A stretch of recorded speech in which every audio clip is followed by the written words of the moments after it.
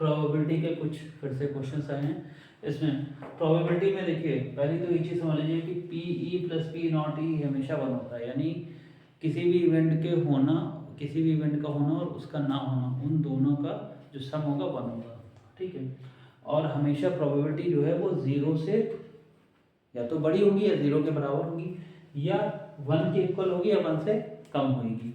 और निगेटिव तो कभी होएगी नहीं, प्रोबेबिलिटी कभी भी निगेटिव नहीं होगा। डेसिमल में आ सकती है, बट वो डेसिमल में क्या होना चाहिए कि यहाँ पे हो, यहाँ पे कोई भी नंबर हो सकता है एक्स वाई जेड, बट यहाँ पे पॉइंट के पहले जीरो, यानी जीरो से छोटी है, ठीक है। ओ सॉरी, जीरो से बड़ा है, छोटा नहीं, जीरो से बड़ी है, क्योंकि मान लो अगर 0.2 लिखा तो जीरो से बड़ा है ये, ठीक है।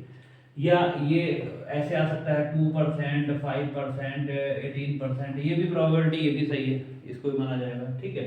या आपका डेसिमल में आ गया, या इसमें आ गया, या आपका फ्रैक्शन में आ गया, सपोज दैट 1/8 आ गया, 2/17 आ गया, ये सारे प्रोबेबिलिटी सब हो सकती है, बट निगेटिव नहीं हो सकती। कभी कभी क्या होता है एमसीक्यूज में पूछ दिया था कि कौन सी प्रोबेबिलिटी मतलब नहीं हो सकती, तो निगेटिव अगर जो दे रखा है आपको ऑप्शन, तो वो नहीं हो सकता, बाकी सब हो जाएंगे, ठीक है। अब आते हैं क्वेश्चन पे। पहला है क्वेश्चन, ये बॉल्स और मार्बल्स, इसमें इस टाइप का आ जाता है कि जैसे एक क्वेश्चन है आपके एनसीईआरटी में, क्वेश्चन नंबर 9 है शायद, तो रेड बॉल्स 5 दे रखी है, ग्रीन 4 दे रखी है, व्हाइट 8 दे रखी है।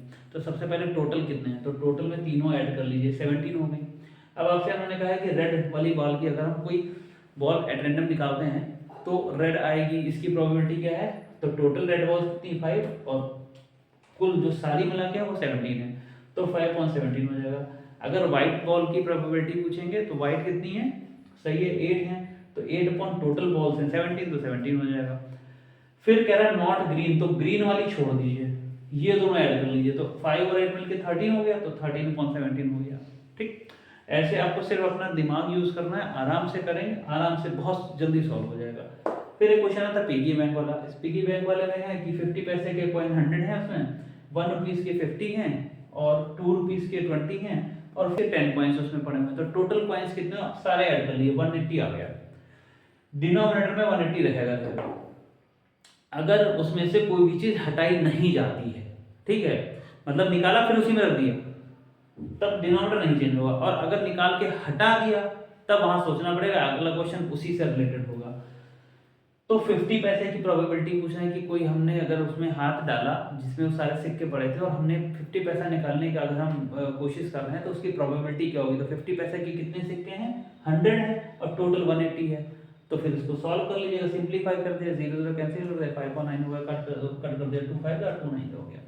और नॉट ₹5 ऐसे प्रोबेबिलिटी पूछ रहे हैं कि मतलब हम अगर हम कोई सिक्का निकालते हैं तो 5 रुपए का नहीं निकालना चाहिए, तो 5 रुपए के सिक्के छोड़ दीजिए, तो 5 रुपीज के कितने हैं 10, वो 10 हटा दीजिए, तो बचे आपके 170, ठीक है। मतलब इनकी बात कर रहा है, तो हम सिर्फ बाकी टोटल तो वही रहेगा, ठीक। वो 5 रुपए के सिक्के पड़े उसी के अंदर, तो नीचे डिनोमिनेटर 180 रहेगा और इन तीनों को ऐड कर दिए 170 हो जाएगा, 5 रुपए का लोग निकाल देंगे। एक क्वेश्चन ये आता है बल्ब्स वाला, या कभी कभी पेन से इसके पे बल्ब या कुछ भी हो जाएगा, पेन हो जाएगा, कुछ भी हो जाएगा A to Z, ठीक है। तो दिया है कि 20 बल्ब्स हैं, उसमें से 4 डिफेक्टिव हैं, ठीक है। तो हमने 20 बल्ब्स टोटल लिख दिए, उसमें से 4 डिफेक्टिव हैं, तो अच्छे कितने हुए, 16 हुए, ठीक है। गुड बल्ब्स, गुड बल्ब्स कितने हो गए, 20 - 4 16 हो गए, या वर्किंग बल्ब्स कुछ भी कह सकते हो 16। इन्होंने पूछा डिफेक्टिव बल्ब, यानी अगर हम कोई एक बल्ब निकालते हैं तो वो डिफेक्टिव निकलेगा, इसकी प्रोबेबिलिटी क्या होगी, तो डिफेक्टिव बल्ब्स कितने हैं भाई 4 हैं, ठीक है, अपॉन टोटल बल्ब्स कितने हैं, टोटल 20 हैं, तो इसको कैंसिल कर देंगे, 1/5 हो जाएगा। अब उन्होंने इसमें एक ट्विस्ट दिया है, कहते हैं वो जो बल्ब हमने निकाला था वो डिफेक्टिव नहीं था, ठीक है। जिस बैग में से या जिस थैले में से हमने, या जिस कार्टून, जिस गत्ते में से हमने एक बल्ब जो निकाला था पहली बार में, वो डिफेक्टिव नहीं था, यानी वो अच्छा था, लेकिन उसको उन्होंने अलग रख दिया, उसमें वापस नहीं रखा, तो भैया बचे कितने बल्ब, उसमें 20 थे, तो बचे अब 19 सिर्फ। क्वेश्चन बदल गया यहाँ पर कि उन्होंने जो बल्ब निकाला था पहले वाले में वो डिफेक्टिव नहीं निकला, वो निकला अच्छा, लेकिन उसको उन्होंने वापस वही नहीं रखा, नॉट रिप्लेस, दोबारा वहां नहीं रखा, अलग हटा दिया, तो भाई थे वहां पे कितने 20 बल्ब, अब बचे 19। और जो निकाला था वो कैसा था, अच्छा वाला बल्ब था। अच्छे वाले बल्ब कितने थे, 16, लेकिन अच्छे वाले बल्ब को निकाल के रख दिया बाहर, तो बचे 15। अब पूछे नॉट डिफेक्टिव बताओ, तो नॉट डिफेक्टिव कितने बचे, 15 ही तो बचे, तो यहाँ पे लिख देंगे 15। ठीक, यही है, इतना ही है, बाकी आपको पता है, पता आपको सब है, ऐसा कुछ नहीं जो आपको नहीं पता है। लेकिन जब हम टच में रहेंगे, जब अपनी बुक्स और पन्ने पलटेंगे, पढ़ेंगे, मैथ्स में जितना प्रैक्टिस करेंगे, कलम घिसिए, खूब क्वेश्चंस लगाइए, ठीक है, तो आप कुछ भी कर पाओगे। तो मैथ्स में प्रैक्टिस बहुत ज़रूरी है, और बहुत इस समय ये जो समय है ना आपका, अभी साल भर आपने जो भी किया, बट इस समय पढ़ डालिए, मन से पढ़िए, मन लगा के पढ़िए।